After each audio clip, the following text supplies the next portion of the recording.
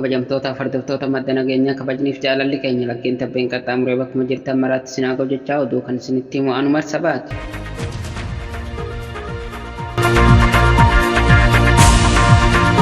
Nama badhaadhina dura dhaabbatu kamuu ajjeese hidhi dhabamsiisi. Sirna biyya bulchaa jiru kana biratti aadaa waan taate fakkaatti.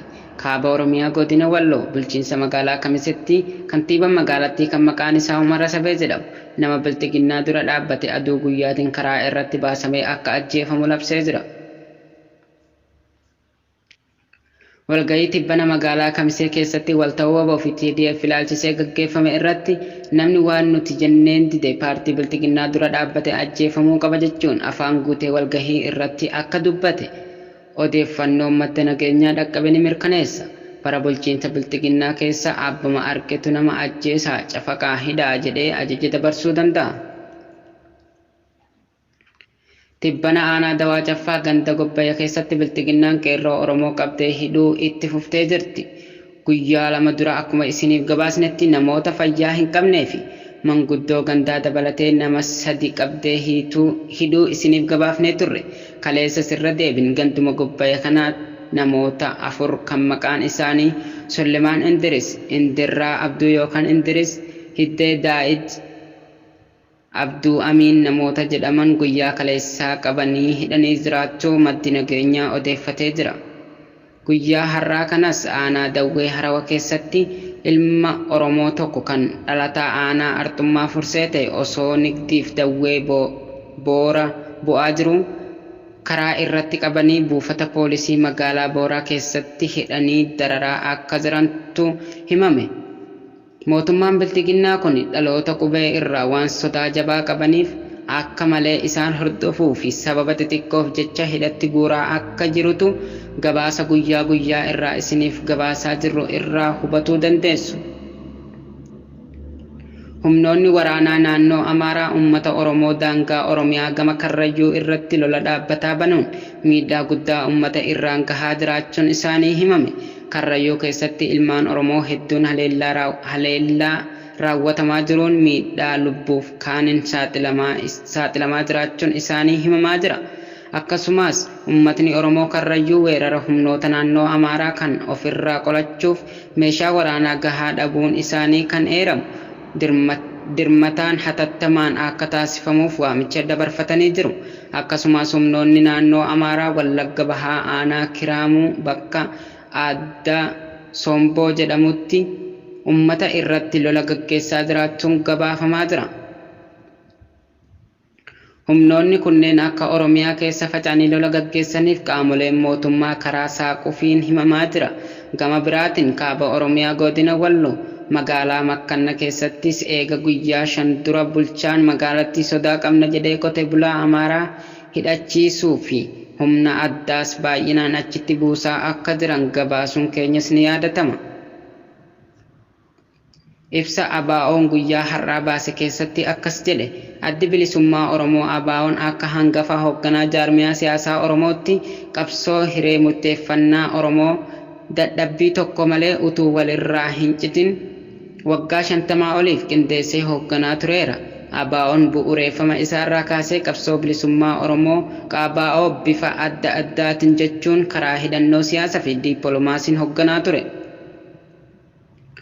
Waan haalamuu hin dandeenye garuu ABO'n diinota keessa fi alaa hedduutu isa mudate.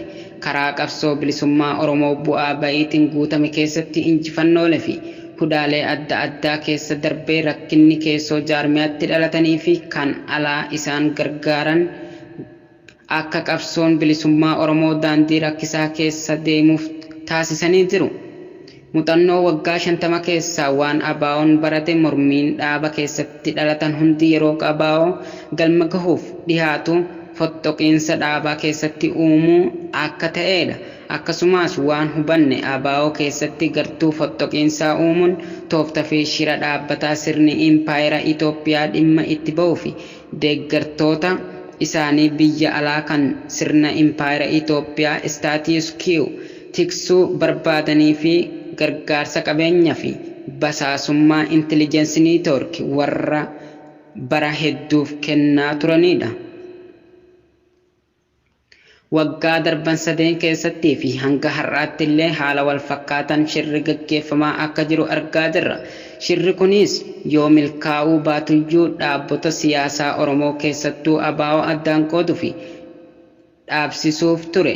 Garuu irra deebiin hubachiisuu kan barbaadnu bulchiinsa siyaasaa Oromoo irra gahee fi sadarkaa injifannoolee ABO amma jiru keessatti eenyu birmadummaa guutuu argachuu fi biyya dimokiraatoftu Oromiyaa ijaaruu irraa kan boodatti deebisu akka hin jirredha. Haa ta'uuti adeemsa xumura qabsoo kanaa keessatti tokkummaan qabsoo bilisummaa jabeeffachuu fi shira amma jiruu fi fuulduratti nu eeggatu irraa of eeguu qabna. Keessattuu gartuu babal'ifannoo lafa abjootanii fi warra aangoo harkaa baate deebifachuuf halkanii fi guyyaa dhama'an irraa of tiksuun fardiidha. Akka ABO'n amanutti ammaan tana yeroo sirni impaayera Itoophiyaa awwaalamuuf boolla qarqara jirtu keessatti qaamni beekes ta'ee utuu hin beekin ABO addaan qooduuf yaalu dogongora ammaan dura dabaluuf qofa utuu hin taane seenaa gurraacha ofitti dibaa akka jiru hubachuu qabu.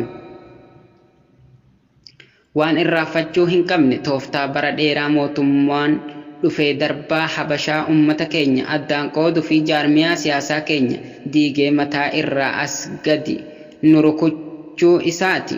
Qaamni yeroo ammaa tooftaa dulloomaa Habashaa kana keessummeessisu ABO keessatti atalaa yookaan riisaad ta'uu isaa hubatuu qabu.